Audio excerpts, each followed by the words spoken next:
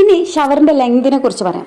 അതായത് നമ്മളൊരു shower select ചെയ്യുമ്പോൾ മാക്സിമം കുറച്ച് ലെങ്തി ആയിട്ടുള്ള ഒരു ഷവർ സെലക്ട് ചെയ്യാൻ വേണ്ടി പ്രത്യേകം ശ്രദ്ധിക്കുക കേട്ടോ. ഇപ്പൊ ഇത് കണ്ടില്ലേ നിങ്ങൾ, ലോങ് ആയിട്ടുള്ള ഒരു ഷവറാണ് നമ്മൾ സെലക്ട് ചെയ്തത്. ഇതിന്റെ നേരെ താഴെ വരുന്നത് ടാപ്പും ബക്കറ്റും വെക്കാനുള്ള ഒരു സ്പേസ് ആണ്. അപ്പൊ സാധാരണ നമ്മൾ നിന്ന് കുളിക്കുന്നത് അതിന്റെ കുറച്ച് ഇപ്പുറത്തായിരിക്കുമല്ലോ, ആ ബക്കറ്റ് നിൽക്കുന്ന മാത്രമല്ലല്ലോ. അപ്പൊ ഈ ഒരു കാണുന്ന ഷവറിന്റെ പകുതി വലിപ്പമുള്ള ഷവറുകൾ ഞാൻ ഒരുപാട് വീടുകളിൽ അങ്ങനെ കണ്ടിട്ടുണ്ട് കേട്ടോ. അപ്പൊ അവര് പൈസ ലാഭിക്കാൻ വേണ്ടി ഇങ്ങനെ ചെയ്യുന്നതായിരിക്കും. പക്ഷെ പിന്നീട് കുളിക്കുന്ന സമയത്ത് എന്താ സംഭവിക്കാന്ന് വെച്ചാൽ ഈ വെള്ളം നേരെ വന്നിട്ട് നമ്മൾ ആ ബക്കറ്റ് അവിടെ നിന്ന് നീക്കി വെച്ചിട്ട് അവിടെ നിന്നിട്ട് കുളിക്കേണ്ട ഒരു അവസ്ഥ വരും, നേരെ പൈപ്പിന്റെ ചോട്ട് നിന്നിട്ട്. ഇതിപ്പോ ആ ഷവറിന്റെ വെള്ളം വരുന്ന ഭാഗം അഡ്ജസ്റ്റ് ചെയ്ത് അങ്ങോട്ടും ഇങ്ങോട്ടൊക്കെ ടിൽറ്റ് ചെയ്ത് വെക്കാൻ പറ്റും, ചെരിച്ച് മറിച്ചൊക്കെ വെക്കാൻ പറ്റും. അപ്പൊ നമ്മളൊന്ന് ചെരിച്ച് വെച്ച് കഴിഞ്ഞാൽ ബക്കറ്റ് നിൽക്കുന്നതിന്റെ കുറെ ദൂരേക്കാണ് വെള്ളം ഇങ്ങനെ ചെരിഞ്ഞിട്ട് വരിക. അപ്പൊ അങ്ങനെ വരുന്ന സമയത്ത് നമുക്ക് ബക്കറ്റിനെ ഡിസ്റ്റർബ് ചെയ്യാതെ ബക്കറ്റ് വെള്ളമൊക്കെ അവിടെ നിന്നാലും നമ്മൾ കുറച്ച് വിട്ട് നിന്നിട്ട് കുളിക്കാനുള്ള ഒരു സൗകര്യം നമുക്ക് കിട്ടും കേട്ടോ.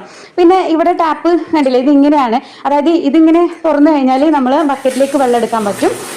പിന്നെ അതേ ടാപ്പിന്റെ തന്നെ ഒരു പ്രസ് ചെയ്യുന്ന ഭാഗമുണ്ട് ആ മുകളിൽ, അതിങ്ങനെ പ്രസ് ചെയ്ത് കഴിഞ്ഞാൽ ആ വെള്ളം നേരെ ബക്കറ്റിലേക്ക് വരാണ്ട് ഷവറിലൂടെ പുറത്തേക്ക് വരിക ചെയ്യാം. അപ്പോൾ ഞാനിപ്പോൾ ഈ ഷവർ ഇങ്ങനെ ചെരിച്ച് വെച്ച് കണ്ടില്ലേ, മുന്നിലേക്ക് ഇങ്ങനെ ചെരിച്ച് വെച്ച് കൊടുത്തിട്ടുണ്ട്.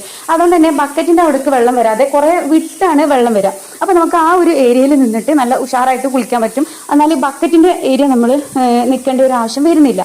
അപ്പൊ അങ്ങനെ ഒരു സംഗതി നിങ്ങൾ ഷവർ സെലക്ട് ചെയ്യുമ്പോൾ ചെയ്തിട്ടുണ്ടെങ്കിൽ നല്ല യൂസ്ഫുൾ ആയിരിക്കും കേട്ടോ.